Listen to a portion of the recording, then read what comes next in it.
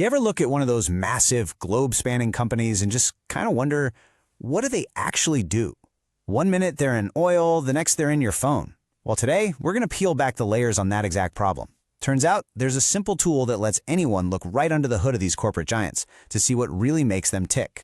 So here's what we're going to cover. First, we'll tackle what I'm calling the Conglomerate Conundrum. Then, we'll get into the rulebook that brings some much-needed transparency. After that, we'll see what this looks like out in the real world, and then we'll do a deep dive with a case study on Reliance. And finally, we'll put it all together to see the big picture. Okay, let's start with a big problem, right?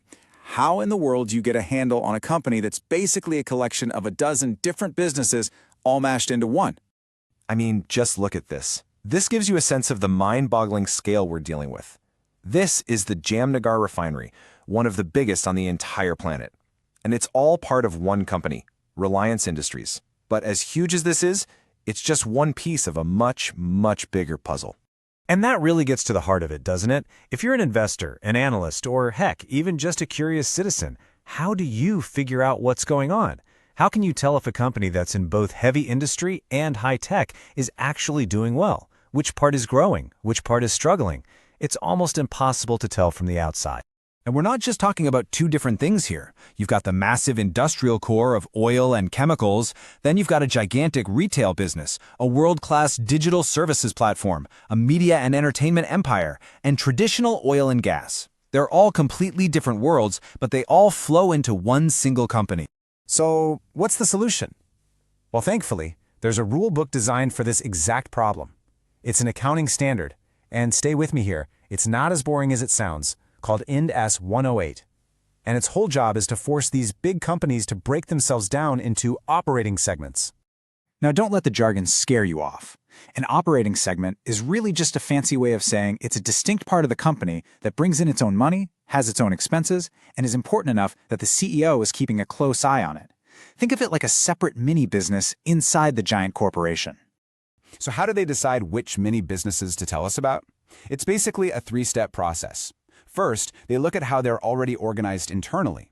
Then, they see if any similar parts can be bundled together. And finally, and this is key, they check if it's big enough to matter. Only the segments that pass a certain size test have to be reported publicly. And this is the most important part of the whole rule, boiled down to one number, 75%. The law says that the segments a company reports have to account for at least 75% of its total revenue. This is what gives the rule its teeth, you know? It stops companies from hiding their most important operations in the fine print. It forces them to show us where the real money is made. And this quote from the standard itself really lays it all out. The whole point is just one thing: transparency. It's about giving us, the users of these financial statements, the ability to actually understand what a company does and how each piece of it is performing. Okay, so that's the theory, but what does this actually look like in practice? Let's take a look across a few different industries, because it turns out not all companies are equally complex, not by a long shot. This data from a KPMG analysis is pretty eye-opening. Right at the top, you have your classic diversified companies. The true conglomerates, they report an average of 7 different segments. Wow! But then, look way down at the bottom. Healthcare and Realty. They average just 1.6. It just goes to show you, some industries are all about diversification, while others are all about intense focus. And if we zoom in on just the companies that do have multiple segments, a pretty clear pattern shows up. That middle bar is the sweet spot. Most of them have somewhere between 3 and 5 different business lines they're reporting on. But look at that group on the right. There's a solid chunk of companies out there juggling 6, 7, even 9 different businesses. So really the big takeaway is this. You've got a spectrum. On one side, you have maximum complexity. Think diversified giants, mining, and tech. And on the other side, you have maximum focus. Industries like healthcare and real estate, where companies tend to be way more specialized. Okay, let's bring it all home. We're going to take everything we've just learned about segment reporting and apply it right back to our original example, the corporate giant itself, Reliance Industries. It's time to finally pop the hood. And there you have it. Thanks to these reporting rules, we're not looking at one big, confusing blob anymore. Instead, we see the individual engines that power this massive machine: oil to chemicals, digital services, retail. We can see each one clearly. So let's start with the heart of the company, its industrial core, oil to chemicals, or O2C. This is the foundation. It's this huge, integrated operation that's making everything from the fuel that goes in your car to the materials used in thousands of products you use every single day. Then you have the absolute game changer, digital services. And really, this is all about Jio.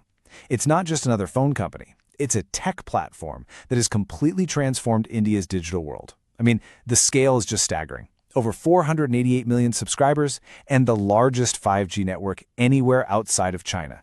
It is an absolute powerhouse. Next up, retail. And we're not talking about a handful of stores here. This is India's biggest, most profitable retailer, period. We're talking about a customer base of over 349 million people. It's this massive web of physical stores and online platforms which makes them the go-to partner for basically any global brand that wants a piece of the Indian market. And their influence doesn't stop there. It extends right into your living room through their media and entertainment segment. This division reaches over 400 million viewers. It's got the country's #1 news network and absolutely smashed viewership records for the IPL cricket tournament on its streaming service. And of course, we can't forget where it all started, the original oil and gas business.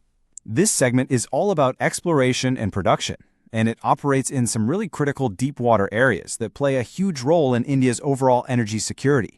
So, we've gone through the rules, we've seen it in action with a real-world example, but let's step back and ask the most important question of all. Why does any of this actually matter to you? It matters because this is what turns a corporate black box into something you can actually analyze and understand. You're not just guessing anymore. You can literally see which parts are firing on all cylinders, which ones might be in trouble, and where the company is placing its bets for the future. It's the difference between judging a book by its cover and actually getting to read the chapters inside. Look, this isn't just some boring accounting rule. It's a tool for empowerment. It's for any investor, any employee, any citizen who wants to really understand the economic giants that shape our world. So the next time you come across one of these huge, complex companies, remember what you've learned. Now that you know how to look under the hood, what do you think you'll find?